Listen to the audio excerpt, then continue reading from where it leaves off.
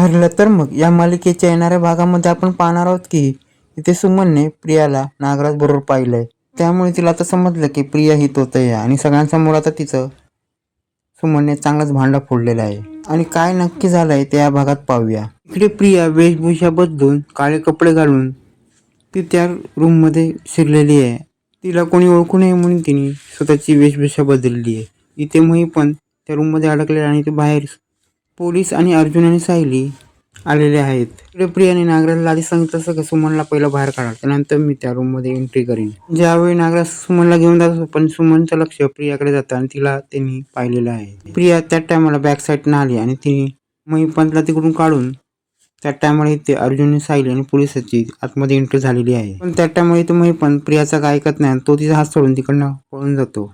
त्या टायमाला महिपंत आणि ते नागराज आणि सुमन बाहेर गेलेत पण ते प्रियाला काय बाहेर जाता नाही. ती या रूम मध्येच अडकून राहिलेली आहे आणि ती लपून बसली. त्यानंतर ती कशी बशी बाहेर पडते पण ती बाहेर पडल्यानंतर तिला अश्विनचा कॉल येतो आणि तो विचारायला लागतो तू कुठे आहे. पण तेव्हा प्रिया सांगायला लागते की मला आईबाबांची आठवण यायला लागली होती म्हणून मी ते त्यांना भेटायला आले आहे.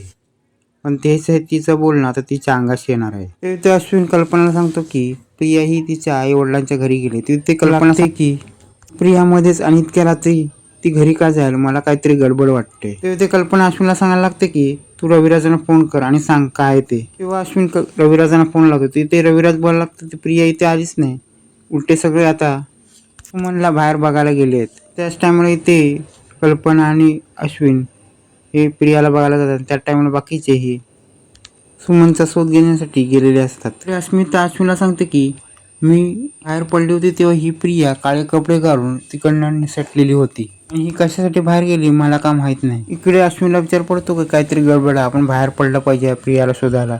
इथे प्रिया विचार करत असते की हा नागोबा आणि महिपंत आता बाहेर पडलेले आहेत, ते माझ्याबद्दल काहीतरी कुरघोडी करतील, त्यापेक्षा इथनं आपल्याला निघालेलं बरं.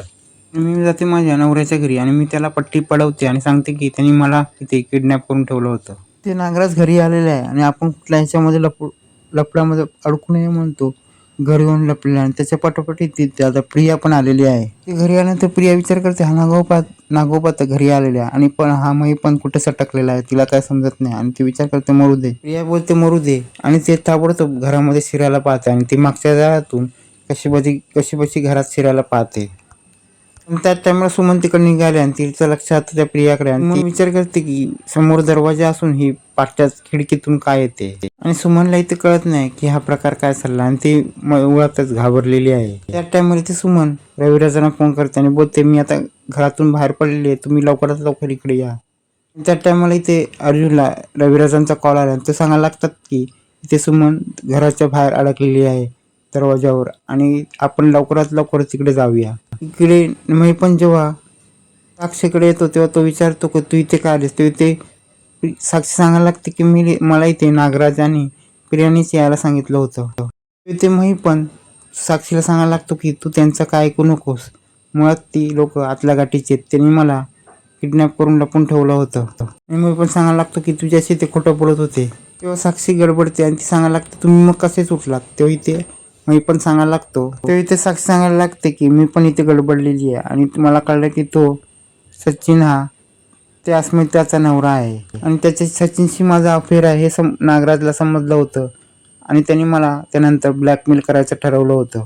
तो मला ब्लॅकमेल करत होता. इथे मी पण सांगायला लागतो काय हे काय चाललंय.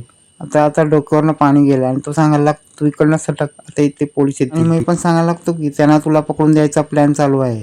इथे साक्षी सांगायला लागते ते मला का पकडायचा प्लॅन करतायत. साक्षी सांगायला लागते की का मी त्यांचं काय केलंय. तो इथे मी पण सांगायला लागतो मला काय माहित नाही, पण तू इथे मी पण सांगायला लागतो काय पण होऊ दे, तू इकडनं निसट, त्यांचा तुला पकडण्याचा प्लॅन केलाय तू यशस्वी व्हायला नको. ते सुमन घरी आले पण ती कोणाबरोबर कायच बोलत नाही आणि ते जेवढं पण आहे ते सत्य आता पोलिसांसमोरच आणायचं म्हणून ती काय घरी काय बोलत नाही. त्या टायमाला सायली तिथे आली आणि ती बोलायला लागते काय झालं सुमन काकी. त्या टायमाला तिथे प्रिया पण आलेली आहे. ते रविराज सांगायला लागतात प्रियाला की तू इथे केव्हा आली. तो इथे प्रिया सांगायला लागते काल मला तुमची आठवण यायला लागली होती म्हणून मी इथे आली. इथे रविराज सांगायला लागतो मग काल रात्री दरवाजा कोणी येतो. इथे प्रिया सांगायला लागते की ते मला माहित नाही, पण मी इथे प्रिया सांगायला लागते की मला माहित नाही, मी आलो तेव्हा दरवाजा उघडा होता. ते रविराज सुमनला सांगायला लागतात तू कुठे गेली होतीस. तेव्हा इथे सुमन सांगायला लागते मला काय आठवत नाही, पण मला काय गुंडाने काही गुंड्यांनी मला किडनॅप केलं होतं आणि किडनॅप करून त्या रूममध्ये मला ठेवलं होतं. सुमन काय सांगणार, त्या टायमाला येते नागराज आलेला असतो आणि नागराज आता सुमनच्या अंगावर धावून जातो. ते नागराज सांगायला लागतो, मी तुला किडनॅप केलं हे कोणाला कळलं तर मग तुझा काय खरं नाही. आणि ते सुमन खूप घाबरली असते. ती बोलते की मी आता काय सांगू काय नको, पण ते तर काय न बोलता गप्प बसलेली असते. ते नागराज बाहेर आल्यानंतर इथे प्रिया नागराज सांगते की तुमच्या बायकोला आता कळलं तर ती कोणाला सांगणार नाही ना.